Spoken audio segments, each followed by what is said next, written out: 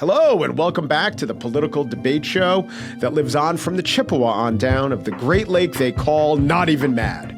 Today, we speak of shutdown, shut up, restarts, redistricting, and can you ever put the AI or the sports gambling genie back in the toothpaste tube, I think is how the idiom goes. As we do so, we promise to uphold our reputation for refutation while at the same time vowing to be not even mad. Now, I've said we, who are the we? What a couple of we I have this week. Brad Carson is the president of the Americans for Responsible Innovation. Who isn't? They're an artificial intelligence policy group. Former congressman from Oklahoma, former president of University of Tulsa. And in that job, Brad, how much of your day was spent thinking about the Golden Hurricane football team? 25%. Really? And was it a fun 25%? No, sometimes. It was always interesting, but we have been losing for a few years, so it's been rough. Yeah. The basketball team was good for a while. And of course, the women's diving team is off the charts. Charles Lehman is also here. He's a fellow at the Manhattan Institute, a senior editor of City Journal. He focuses on certain antisocial behaviors. So that fits in, I guess, with AI and being in university, if not the president of a university. What's your favorite antisocial behavior, Charles? Oh, gosh, I have so many. Personally, I like a beer at the end of the day. I work a lot on my substance control policy, and people are like, you're a teetotaler. I'm like, no, I'll have a drink occasionally. I've tried drugs once or twice in my life. Nothing very exciting. So yeah, I never have. I should write for the Manhattan Institute about me never having tried drugs. Yes. Really? You never smoked pot? Oh, does that count? It's legal now. Yes. So I've never tried a drug that isn't currently legal, is what I'm saying. That is true. All right. So let us talk about the shutdown. And I'm trying to figure out who won, who caved, why it matters. I'll read you a headline. This is from The Nation magazine. After this shutdown surrender, Chuck Schumer needs to go. The Democratic leader's cave-in makes it all too clear it's time to clean house in the Senate.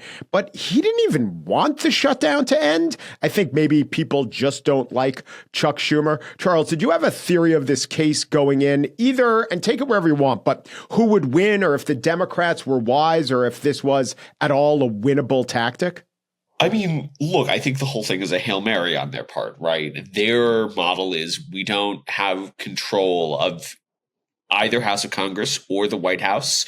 We don't have any power. And also our base is incredibly mad at us for not doing anything and not resisting with all the power that we don't have. Right? There's a great article in Axios, I think a month ago, about Democratic voters want, representatives talking about Democratic voters want them to literally be like violently assaulted in the name of standing up to Donald Trump. And so, I think that they felt an imperative to do something, and this was something. And so the best part was like, hey, maybe it'll work out. Maybe we'll get something. Maybe this will play well. Well, I did not expect it to go particularly well. And the reason for this is like, if you're in a standoff negotiating with Donald Trump, you're probably not going to win unless you have leverage because he doesn't care. But in some senses, they won in the court of public opinion insofar as they did much better in the polls than I think anyone expected them to. But at the end of the day, they weren't going to get anything concrete out of this. And so I'm not surprised when the airport started to have trouble, when the snap cliff started coming up on the horizon, enough moderates from swing states looked at it and said, yeah, I can't play this game anymore. Sorry. Yeah. Brad, I guess it's a two-part question. Do you think they won? And when you were in Congress, a little bit of a different period, but do you know where you would have been on this issue? I think I agree with mostly what Charles said there. Democrats often lack strategy in all aspects of their campaigning. I say that as a former Democratic congressman. And what you saw in the shutdown was fundamentally a lack of strategy, right? They could have held out, and if they thought they could hold that line, then maybe at some point in time you would have had a concession. But when you recognize, as Charles said, that when the SNAP benefits start getting cut, when air traffic becomes affected, that you're not going to be able to hold your caucus together, and you will then have to defect, right? You should know that probably even starting the government shutdown is an ineffective strategy. So it's kind of frustrating for me, not because the American not because of the shutdown per se. The American people are really the winner of people coming back into having the government open up once more. What's frustrating is there's not a sense of strategic play among Democratic leaders. Yeah, I don't know if the Democrats acted strategically or unstrategically, but I think there's a good case to be made that what wound up working out was the best case scenario for them. And also, if they had known that yesterday or 2 days ago would have happened, they should have signed up for it, because what happened was certainly inconveniencing many people who were traveling and making the lives of SNAP beneficiaries even more fraught than they are. That's true. That has a cost. But they really did raise the salience of the issue of healthcare affordability, but they didn't solve the issue. And maybe, quite cynically, both of those things are better for the Democrats. I mean, I am beginning to wonder if you ever solve a political issue as a politician, are you actually doing yourself a disservice in terms of future elections?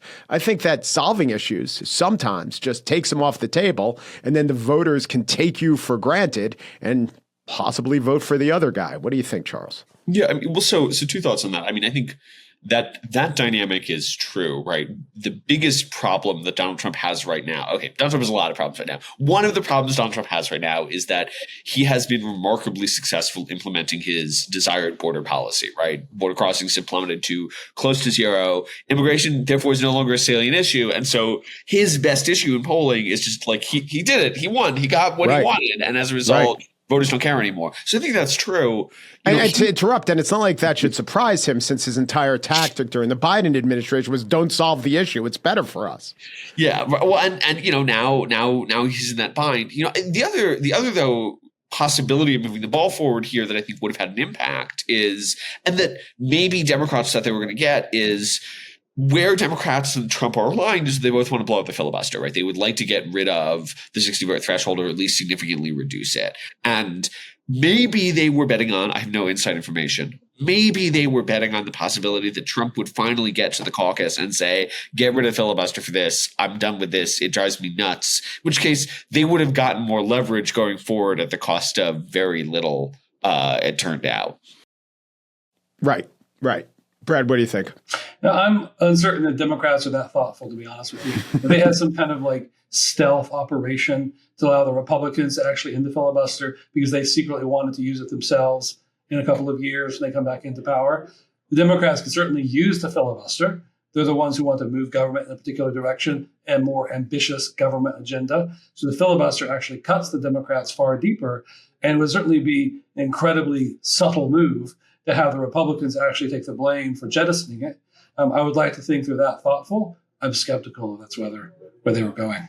Right. And if they just wanted to, as a blunt instrument, ever end the filibuster, they could have, and they don't. I mean, it's clear that they don't. It's clear that both parties are disincentivized to do so, and I'm actually ambivalent on it. But what do you think about, Brad, what do you think about where this puts, or if this changes calculations as to how Democrats might do in 2026? On the plus side, the argument would go like this. The Democrats showed that they can stand up to Trump or the Republicans, and they've also showed that when they do, voters rewarded them, all the caveats of, only a few municipalities and states actually voted. On the downside, they had this issue, they had momentum, and they threw it away, and they showed that they're able or prone to fold even when they have an advantage. So, or then the other side is, I don't think people remember what happened in 2025 when they vote in 2026. But what do you think? I'll go with the latter. I don't think people will really remember the government shutdown next year.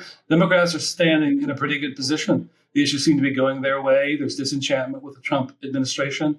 There's a lot of burgeoning issues like data centers, for example. The Democrats have a crisper message on. So I think Democrats are in a pretty good position for 2026. I doubt that the government shutdown affects many people's votes, yay or nay. You think data centers are going to be a big issue? I haven't thought of that one too much. Well, they were in Virginia. Abigail Spanberg herself ran gently on the question, but in a much lost race out in Loudoun County, suburban Virginia, very wealthy, home more data centers in the nation than any other area. A Democrat flipped a very strong Trump district running on the issue of data centers. And if you've Being an AI, I track the data center issue quite closely. There's a lot of concern out there on the ground about electricity prices, about water usage. Some of it is actually misinformation, not well informed, but it is actually quite visceral to people when they see their electricity bill going up. And the easiest explanation is, hey, that's that big data center down the street, and those oligarchs out in San Francisco are bringing this to you. That's a great democratic message. And I think you're going to see people talk about it. Cheryl also won on utility costs, and 2 Georgia commissioners, power commissioners, seats were flipped. So, yeah, I should have thought of data centers more, Charles. Yeah, on the 2026 question, on the one hand, I agree with Brad that most people going to the polls aren't going to say, how was my life affected by the 35-day or however long it was shut down it's long now, shut down last October/November. Nobody's going to remember it. We know this from the history of shutdowns. On the other hand, I think that it could have a meaningful impact on primary decision making and how the base of the party and the primary voters of the party think about who they're going to put up in 2026, which in turn will have an impact. So I think about this in Maine, where the sort of establishment candidate, Janet Mills, is being contested by this outsider with a complicated history, Graham Plattner, complicated tattoo choices, Graham Plattner. Plattner has leaned very hard almost immediately into, we need to get rid of Schumer. We need to have a sort of new leadership. If the base is frustrated with the leadership class in the Democratic Party, they may be looking for alternatives who are often further left, who are often sort of outside of the Democratic mainstream or the median of the Democratic Party, the median of the leadership of the Democratic Party, to, as an alternative. That can affect who they decide to put up, which can affect the balance of the Senate map, can affect the balance of the House, also has, implications over the long term. Chuck Schumer, in many senses, made this decision because he's worried about a primary challenge from Alexandria Ocasio-Cortez. That's not in 26, that's in 28, I think. But that is part of the calculus. I don't think the risk of that primary challenge has gone down as a result of everything that has transpired over the past month and change. So, there can be knock-on effects that matter. Go ahead. An interesting race to watch is up in New Hampshire. We have Jeanne Shaheen, who supported the compromise, a full-throated defense of actually making this compromise. Her daughter is actually running for a very purple House seat. And so you wonder about the dynamic that the Shaheen family is thinking. Did this compromise kind of burnish the family's bipartisan credentials? Will it help her daughter to that extent? Will it hurt her daughter by saying hey, maybe I'm associating you with your mom and your mom caved in? So that's an interesting dynamic that's very interpersonal there that will kind of reveal what the complicated politics of the shutdown.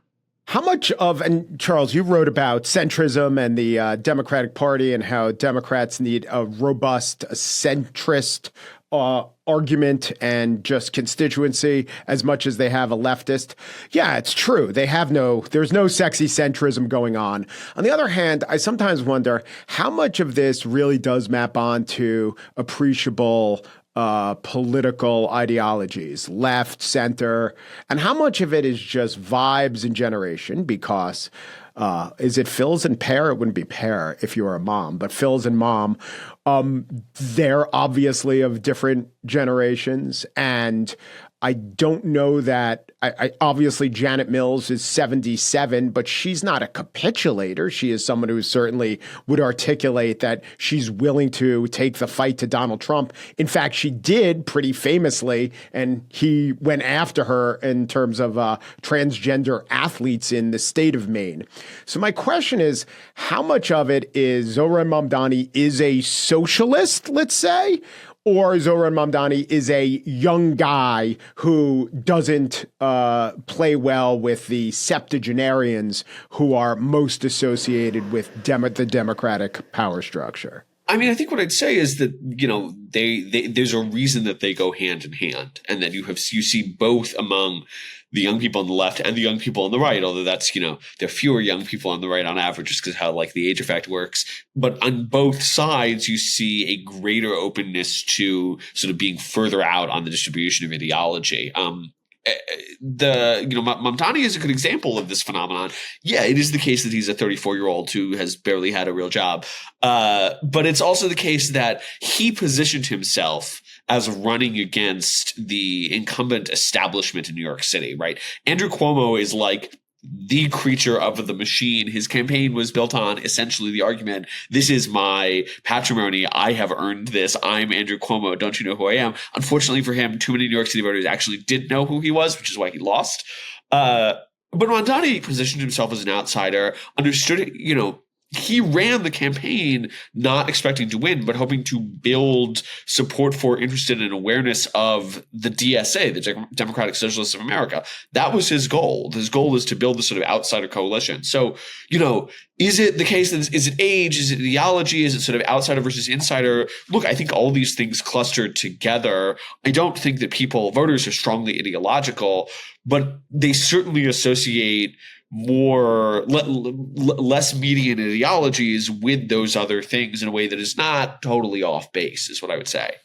Yes. And it would be filet and mere for mother and daughter. Now, Brad, I was thinking of something you retweeted, and this was Timothy B. Lee wrote, the idea that Zoomers are utterly screwed in material terms is total nonsense, and I wish people would stop repeating it. Housing's a bit more expensive than previous generations. Many other necessities, food, clothing, most manufactured goods are cheaper. And you agreed, and you said the problem is in the spiritual realm, not necessarily divine, but in the philosophical, moral realm.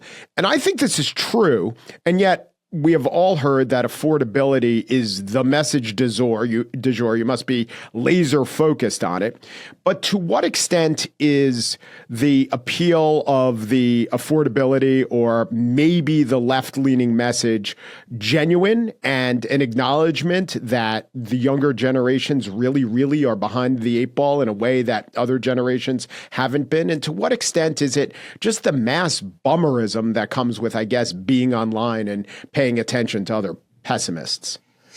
I think it's both. There's obviously a real affordability crisis. The average age for buying your first home today is 40. And 30 years ago, it was 28.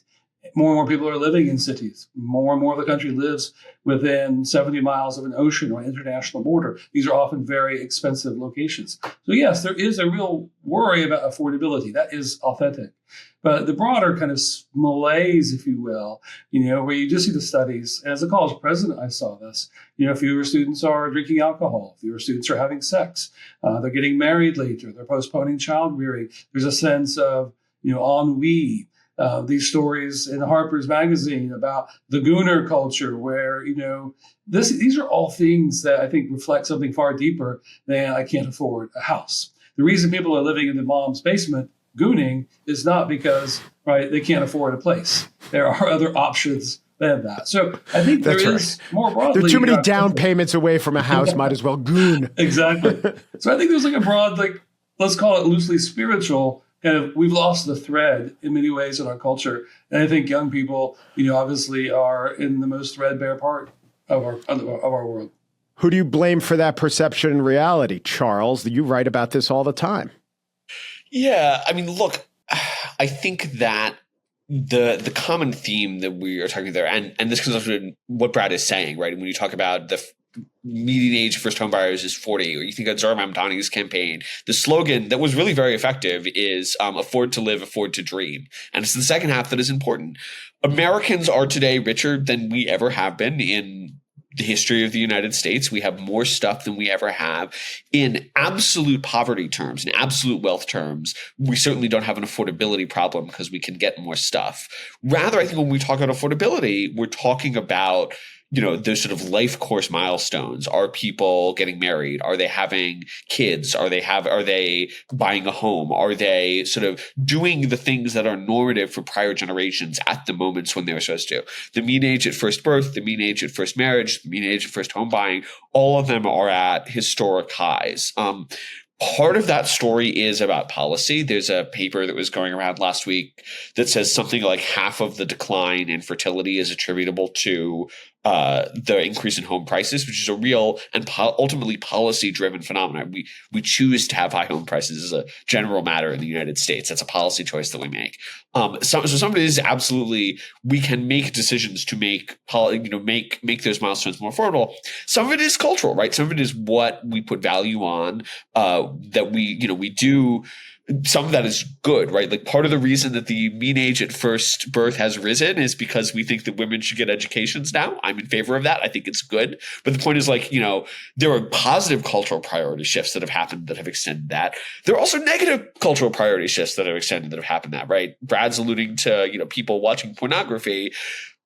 The availability of high quote unquote quality substitutes for real life has never been greater, whether it's porn, whether it's AI, whether it's entertainment substitutes. It's Netflix rather than going out to the movie. It's talking to your friends online rather than going to the bar. Partly because we are so rich, we have much better ways to waste our time than we used to. The opportunity cost of switching from single to married, of starting a family, is so much higher than it used to be. And I think that really paralyzes people.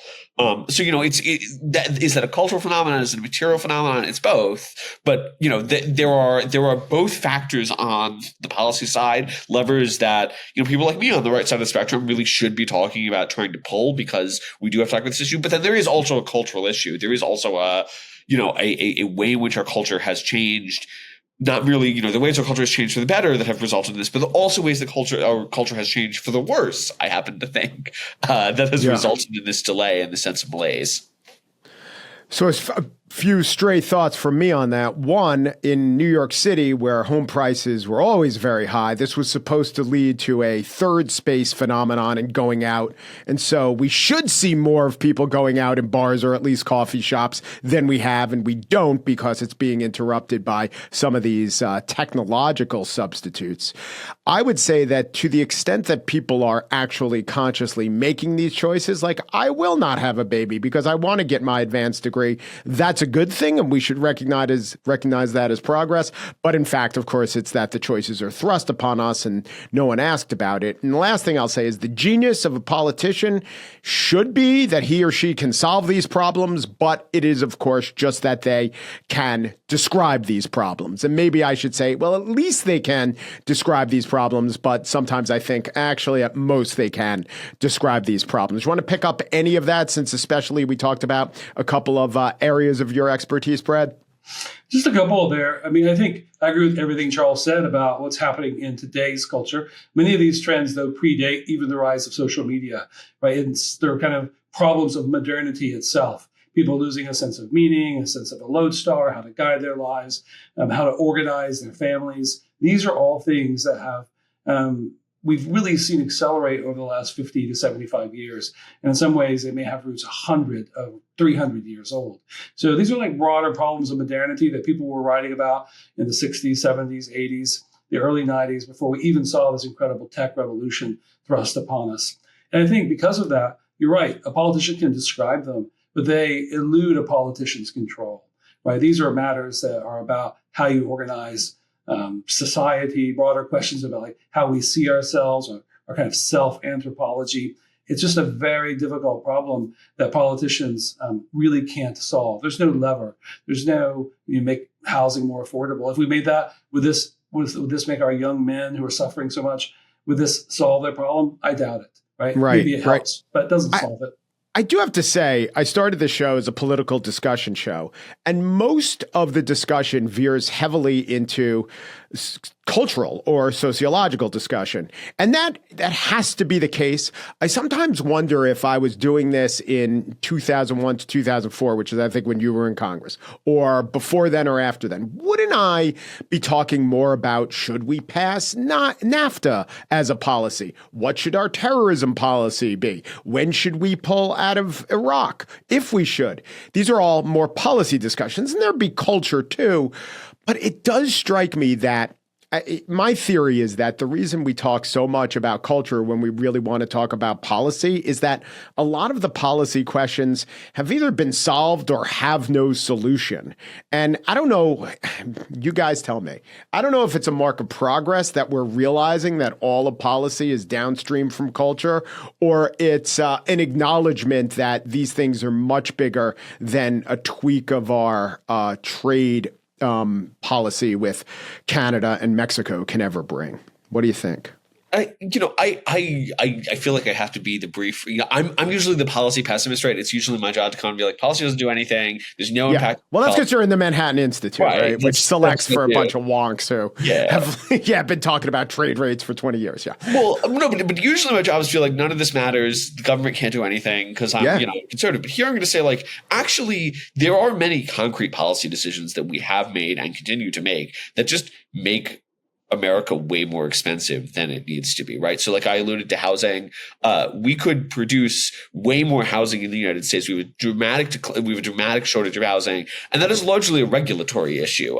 This goes back to Ed Glazer's work, right? Like fundamentally, it's not that expensive to build a house, and yet there aren't enough houses. And the reason for this is a panoply of state, local, and occasionally federal regulations that impose massive additional costs and make lots of deals not pencil. Like there are many decisions, many states are sort of slowly making these decisions to try to fix this problem. Energy is another great example. Like we could have way more energy in this country if we decided to have more energy in this country. And energy is the input cost to everything, whether this is like the Nuclear Regulatory Commission, which exists to not approve nuclear power plants in the United States. I think it's approved like one nuclear power plant between its initiation in 2020, something like that. I gotta get the figures exact. Something like the National Environmental Policy Act, which exists to stop people from building things or producing more energy. The administration, whatever else you may think of it, has done a lot of work trying to expedite these things. Federal permitting reform. These are all really wonky things, but like they determine how much you pay at the grocery store and how much a down payment costs and like just sort of the bare material stuff of life. My concern about somebody like Zohran Mamdani isn't that his diagnosis is wrong. He's right that people are unhappy with how expensive it is to live in New York. My concern is that his solution is just going to be doing things that make New York even more expensive, which I think has been the policy direction for a very long time. So yes, I agree that there is a big cultural component here and I want to have that conversation, but I don't want to avoid saying like, there are lots of things that we could do to make America cheaper, and it would be good if we did some of them. I guess Oklahoma's done them, right? They're the 47th most affordable state in terms of median home price, Brad. Well, two things. Yes, you're right. Many of the discussions people have about the affordability crisis in this country are about New York, San Francisco, Washington, D.C., in Wyoming, in Oklahoma, in Kansas. These issues don't quite have the purchase that they do in these media centers where so many of the elites live. Yeah, well, the purchasing power is stronger. That's why. But I would go back to what you said. If you were running for office, as I did in the early 2000s, the culture wars were still front and center. The whole 90s were about culture wars, right? There are issues that now we have a consensus about, like abortion rights, LGBTQ issues, like gay marriage. When I ran for the U.S. Senate in 2004, gay marriage was on the ballot in more than 30 states, and it was repudiated in most of those states. And these were issues that were really, really powerful. And after I lost the Senate race, I wrote a long article for The New Republic, which was on the back pages of it, which talked about the lessons I learned from running for the U.S. Senate, which were about how important these cultural conflicts really are. And you can call it vibes if you want, because most people don't have like an elaborate philosophical justification for their beliefs, but a sense of dissatisfaction with the way the culture was going, which led them to vote for those people who hoped to reform or repudiate it. And so, yes, the culture wars have always been with us over the last 50 or 60 years, and they're just manifesting themselves in slightly different ways today. I do think. Go ahead, Charles. Well, I was, my last thought there is that one I think important fact here is that to tie this conversation together, as we get richer, cultural issues raise in their relative salience, right? Or the ability of parties to persuade people on the basis of culture goes up because the relative value of material appeals goes down. And so I do expect, even though I think that there are real material solutions that you could address on a bipartisan basis, I also do expect, to Brad's point, I do expect the culture wars to, if anything, get worse as they become more effective cudgels because they are sort of the thing that remains on the table as we become better off as a society. The fact that we reach consensus on the things that tore us apart when you were running for office, does it give you hope that will play out again? Or do you think we're in a different kind of culture war, Brad? I think the issues are still there, just with a slightly different valence. Even if you take like gay marriage, there is a national consensus supported by the U.S. Supreme Court and reaffirmed just this week when they didn't take that case coming out of Kentucky. But if you were to go poll the states, do I think most of them would oppose gay marriage? My guess is probably many of them, if not most of them, would. And so these issues are still very resonant, even when you have kind of an elite consensus, or when you might have an institution like the Supreme Court that can actually enforce some sense of national consensus. But they're still very powerful because they go to fundamental questions. What's the nature of the family, right? What is our role in society? Even the immigration debate, which might seem very policy-oriented, has this deep underlying current about what is a nation? Is a nation even a relevant organizational unit in the 21st century? And that actually is dividing a lot of people. And then your answer about immigration is almost derivative of that. So it is these very broad kind of philosophical questions that still are very important. Yeah, I also think the same-sex marriage is almost sui generis, right? Like there was this sudden, profound inversion in public opinion. Almost nothing looks like it, and that is sort of a dispositive win. And in some senses, the activists, the people who sort of worked to make that happen, I think part of what happened culturally in the 5 years after Obergefell was handed down is they were like, wow, we just completely changed the culture. We could do anything. And it turns out they couldn't do anything. They could make same-sex marriage happen, right? Like they could convince people that 2 men or 2 women could love each other just as much as a man and woman. And that persuaded a majority of Americans and that worked out for them. But like it turned out that was a hard argument to generalize out from. And so, I think I would be wary for overgeneralizing from that fairly unique situation to other culture war issues. My favorite one recently is marijuana, which is a topic I spend a lot of time on. I'm, the only American under the age, I'm 31, so I'm just over 30. So I can't say I'm under 30 anymore. I'm the only American under the age of 35 who thinks marijuana should be illegal. But actually, it turns out that there's been a recent shift in public opinion for about 10, 12 years. Even a majority of Republicans said it should be legal. Most recent Gallup poll, it's back down to 40%. There has been a real change in that area. So, I think everyone expected that to just sort of be a continuous march of history thing. And now it's less obvious, in my opinion. I forgot who it was, but I was reading someone about you saying, oh, yeah, Charles Lehman, he is the new reefer madness, but gussied up with big vocabulary words. I think that was at Cato. I think that's that's right. It was conservative on conservative violence in that case. So we'll be back in a minute, and I do want to tease this by saying 2 things. One, we will be talking about marijuana and gambling and AI and how they all relate. And also, if you care to just listen to the Not Even Mad feed right now, I'm going to ask Brad the very scintillating question about redistricting and the man he lost to in the race for Senate. That'll be all up in a minute when we're back on Not Even Mad. We're back with Not Even Mad. I have Charles Lehman with me. I have Brad Carson with me.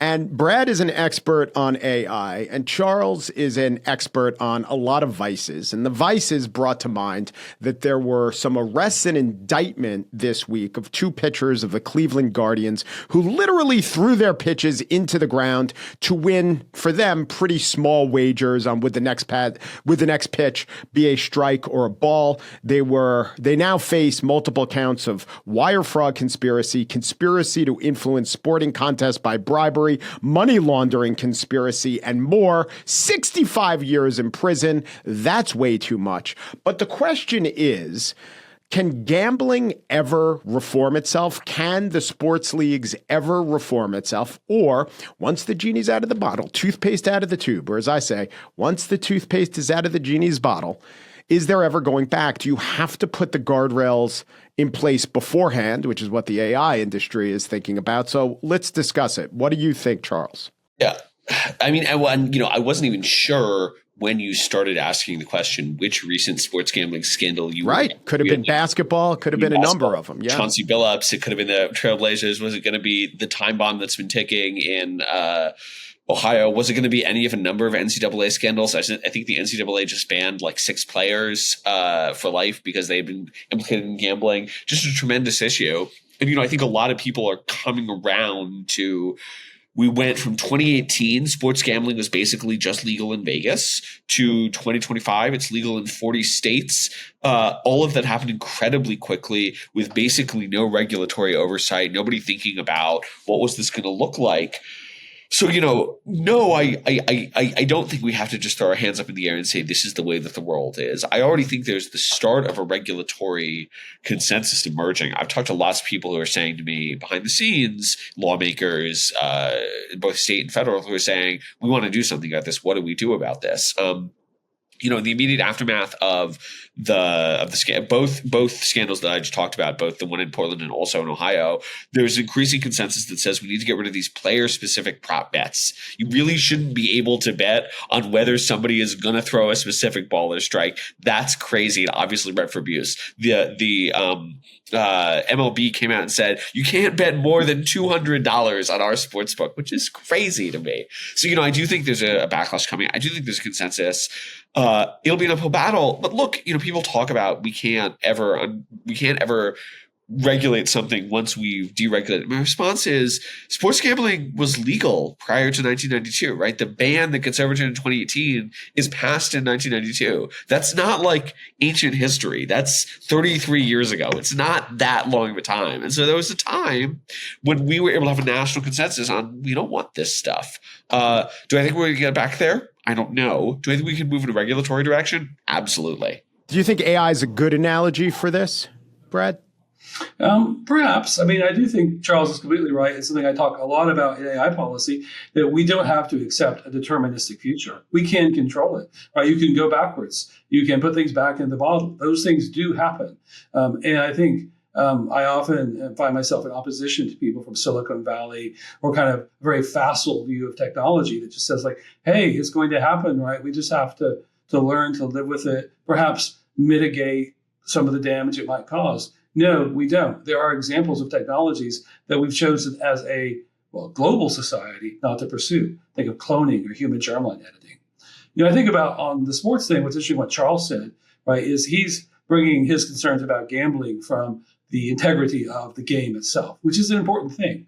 I think more broadly, what it's doing to our society, that you can sit in the stands and bet on, pitches, actually, ball or strike. It's a pretty extraordinary thing, right? It's not healthy for our society to be kind of having this kind of gambling society, this kind of gambling mentality. You watch ESPN now, you watch a ball game on ESPN. Not only do they aggressively talk about the lines, they have whole shows devoted to what their best bets are for that. But usually at the end of the game, right, when there's some kind of last second score or a last second stop, they'll talk about those people in Vegas, right, who are, winning or losing by this as well. And so, my proposal, it probably goes what Charles thinks about marijuana and other things, is like these need to have more friction to them, right? It's a free society. If you want to gamble, if you want to smoke pot, go for it. But there should be some friction. It shouldn't just be that accessible to every single person. But you should have to make some effort. And we used to have a lot more friction. And now, because of laws, because of technology, it's all become quite fluid, quite lubricated almost. And that's a dangerous thing. These are much more dangerous pastimes than they were when I was 25. Yeah, all of these vices, if you have to work a little to get them versus maybe even working to avoid them, as is the case with gambling inducements, they do work better with a little bit of friction. And I won't talk about too much with friction and lubrication and pornography, but this is the one that does come to mind, right? It used to be if you wanted to seek out pornography, it was legal, but there'd be literal costs and time, and you'd have to go to a very seedy part of town. And now that is not true. And we have the goon caves that we discussed. But in general, do you think that we are capable of properly foreseeing the consequences of our actions? Or do we, as a society or as a species, need to have the mistakes thrown in our face before we do something? And then the second question is, and when the mistakes are thrown in our face, before you talked about nuclear regulation, can we really be trusted to regulate them? 3 Mile Island was a mistake, and now there's better technology. But can we be trusted to properly regulate them and not just have the pendulum swing wildly the other way, Charles? Tell me as a species where we stand, please. Gosh, I'm trying to try to answer that succinctly. I think the iron law of the history of vicious substances and gambling, drugs, pornography, anything that is addictive, is that we do swing back and forth between those two excesses. But more to the point, we have this dynamic where it's a little bit like Trump's problem at the border. Once you solve the problem, nobody is thinking about how bad the problem used to be. Instead, they're thinking about how bad the solution is, and vice versa. You think of something like the marijuana context. Prior to legalization, nobody saw the risks associated with marijuana, the risks associated with marijuana addiction, the psychological harms associated with compulsive marijuana use, especially in adolescence, the risk to kids, the risk to driving, et cetera, the long-term health risks. Nobody saw any of that, right? Weed was hard to get. It was low potency. We didn't think about it a lot. And we saw all of the harms that are associated with prohibition. And so we were like, prohibition seems pretty bad. A lot of people get arrested every year. Pot's not that big of a deal. I smoke it all the time. What's the issue? I don't personally, but people smoke it all the time. What's the big issue? And so we switched that ratio, and now we're in a place where people come up to me and they say, I was in favor of legalization of marijuana, but now I smell it everywhere. And maybe that wasn't such a good idea. And my response is, you didn't think you were going to smell it everywhere? How did you not see it coming? But people never see it coming. But I would also say that in 20 years, once the conditioned response of literally smelling marijuana is no longer associated with nefarious activity, it won't seem so bad. Maybe. Inherently, pot smells bad. Doesn't smell that bad. A lot of people don't like it. I don't find this argument that convincing either, but many people do. No, but I think it's also the Madelines and something about smell and sense memory. I get it. The point that I would make though is, look, I am skeptical of our ability to get regulation right. I look at cigarettes, which are kind of regulated and still kill 400,000 people a year. People always are like, what about alcohol? Alcohol is legal. People get to do whatever with alcohol. My response is, there are 180,000 alcohol-associated deaths every single year. Like, we're not going to ban it, okay, but do we really want to add to that stack? That seems like an example where just sort of regulate it is not a very successful model. So, I try to be politically realistic. I talk about what will work and what won't work, but I will say at the abstract sort of theory level, the virtue of just saying this is banned, people don't get to do it. Maybe we're not going to throw individual users in prison for it, but we're certainly not going to let companies sell it. The virtue of that approach is that it's simple and it's dumb, and it's relatively hard to get wrong because it's simple and dumb. Yeah, Brad, when you think about what you're trying to do with Americans for Responsible Innovation, are there other substances or other innovations that you take lessons from as having done it right? Yes, of course. I mean, I think there's lots of examples. I gave two a moment ago of technologies that we actually put back in the bottle. In the 1970s, we knew how to do cloning. We knew how to do human germline editing. And we agreed as a global scientific community not to pursue those. And more or less, that consensus is held even to this day. There are outliers in China, or what you read in the paper this week that the Coinbase billionaire is trying to do. But these things have mostly held, right? It's like we can do them. There's no margin to do them, right? There's lots of, coming from the military world where I spent a decade both on active duty and then later as a civilian at the Department of Defense. There's lots of weapons that the world has decided we're not going to use them. And these are usually codified in various agreements, the Geneva Conventions, the Hague Conventions, but dum-dum bullets, biological weapons, chemical weapons, mines. These are all things that we have used or have contemplated using, and we chose not to pursue that path. So I do think there are many precedents for us to say we can choose which way we want to go on these questions. And we don't have to accept it like, hey, it exists, it's going to happen, you have to live with it. I don't think we have to do that. And that's a very dangerous attitude that leads you to a lot of quiescence about extraordinarily dangerous things. Was there as much money at stake and to be made with some of these weapons or even cloning as is readily apparent there for the grasping with AI? No, I think that is the big difference here. You have multi-trillion-dollar industry that's going to fight you tooth and nail. And right now it's propping up the entire American and perhaps global economy. 6 people who run these major tech companies, if they get cold one day and decide like, hey, we've decided not to pursue this any longer, there's going to be a crash of epic proportions. So yes, there's a lot more money. There's a lot more people advocating for it. There's a lot of things at stake beyond just the idea itself. But that isn't to say that we can't do it if we chose to do so. That just makes the politics a lot harder. Maybe the kind of secondary consequences a bit more worth considering. But we can do it, and we have done it. Yeah. And I also think about the attention to detail and how effective the legalization is, because there are bad ways to do it and good ways to do it. I think about three things that were illegal or not allowed just a few years ago that have all become legal: on massive online gambling, NIL, which is paying college athletes essentially, and the third is legal pot. And in all of these cases, well, I'm speaking as a New Yorker, we rolled it out fairly disastrously. It also seems, you could talk about this as a university president, that the NIL regimen it's very Wild West, and we don't even know who is paid, and it seems to have a lot of victims. And this is also, as we've been discussing with gambling, not very well thought out. So maybe, it's easy to say if we do this with proper attention to detail and do it effectively rather than ineffectively, it will have gigantic differences. I don't know. It's easy to say. I don't know exactly what effective legalization schemes would mean for NIL or marijuana. I just know what's going on now is not effective. So, is that part of it, Charles? Or am I being naive by saying a hard to nail down word like effective? Maybe you would say there is just such an inherent chaos to all of these things that it's always going to be ineffective when you implement them. The way that I think about this, and I can talk about it less in the context of NIL, just because it doesn't fit into the following heuristic. But the way I think about this is that in markets in any vicious product, the thing that you are concerned about is not really the consumption of the product. I don't care if people smoke pot or do drugs or whatever. I don't care if you gamble on your phone. Doesn't bother me. Not an issue for me. At the policy level, the concern is the combination of addiction with the profit motive. The profit motive is great. It's a really effective tool for getting people what they want, right? It's like why there are 1,000 different hot sauces that I can go to the supermarket right now and buy, and that's great. I don't buy most of them, but I'm glad they exist.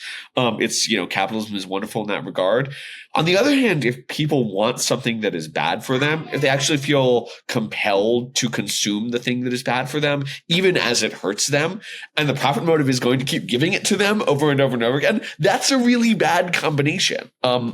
And so often when you're talking about any of these markets and addictive products, what you're really talking about is how do you manage the behavior of a capitalistic market, and can you manage the behavior of a capitalistic market, right? You're in New York State where you see the real challenges. You talked about the failed rollout.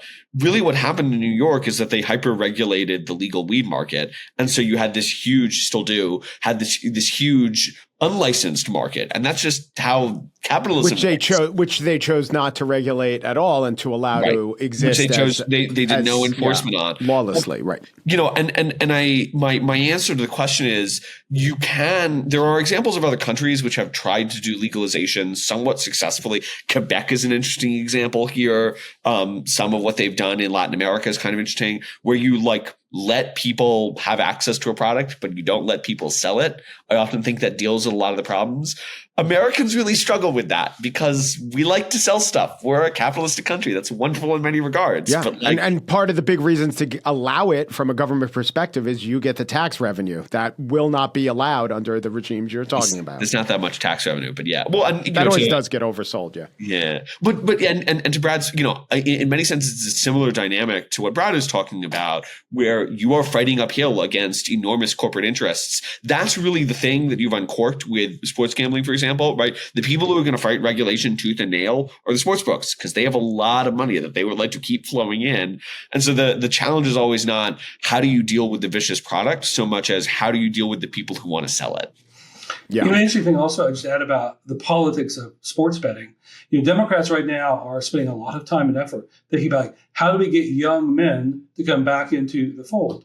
Well, I was talking to a top lobbyist for sports bettors the other day, and he says Democrats are all coming around to appreciate the virtues of unregulated sports betting, because to crack down on it is to exacerbate your problem with young men.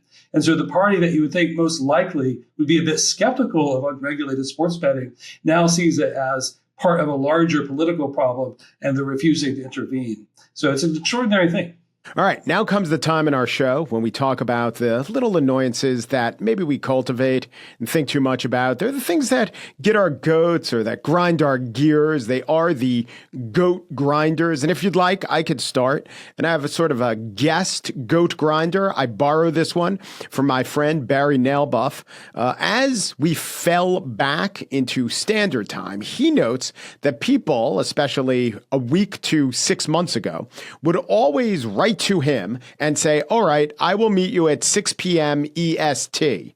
Now, EST, maybe they meant Eastern Standard Time, just the Eastern time zone. But of course, if it's during daylight savings time, EST doesn't mean the actual time that they think it means. So then he had to go back. He had to say, by EST, do you mean Eastern Daylight Time? And they would say, oh, yes, of course, that's what I mean. And so this is a very good goat grinder. I could see why the extra step to add clarity would detract from clarity and just add to the hassle of your day. Thank you, Barry. And I guess now that maybe your goat grinder is having your goat grinder stolen by the host of the show. Brad, do you have a goat grinder? I do have one, and I think Charles will appreciate it as a conservative. It's about something you have the right to do, but there should be a strong norm against it. So strong that I'll practically call it immoral. And that is reclining your seat in coach class if you happen to be flying. You know, I got into a tussle on social media with people who says, like, one has the right to do it. They're made to do this. I'm like, yes, you have every right to do this. But it's such a strong norm that I consider it immoral to recline your seat in coach class. People do it. As someone who flies a lot, when everyone does it, I immediately think much, much less of them.